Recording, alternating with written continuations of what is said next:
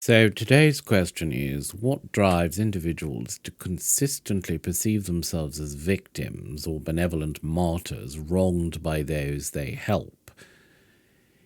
Is there a clinical term for this behavior, and is it linked to any particular diagnosis? What are the underlying causes?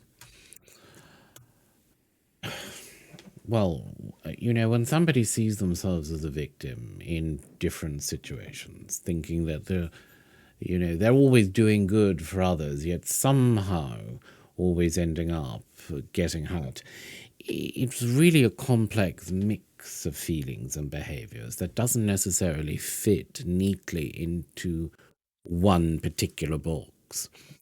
So it's like having a victim mentality where it feels like life's always throwing you a curveball, or a martyr complex where there's a sense of always being the one who sacrifices themselves for others. And, now, of course, these aren't official diagnoses, victim mentality and martyr complex. You're not going to find them in a psychology textbook. But what they are ways that we understand or help us to understand how people navigate their world.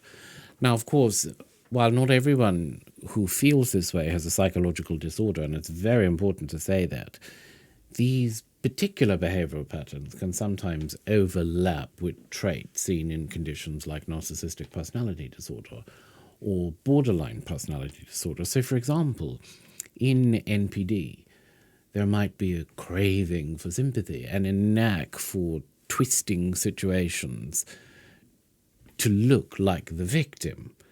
And in BPD, people with BPD see the world in very, very black and white terms, especially in relationships.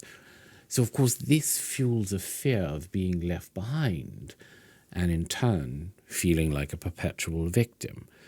So, I mean, the roots of these feelings, they can be deep and varied. It could be from past traumas, it could be from growing up in an environment where being the victim or martyr was modeled on what they were seeing, or indeed even rewarded. So, there's a deep seated need for attention there.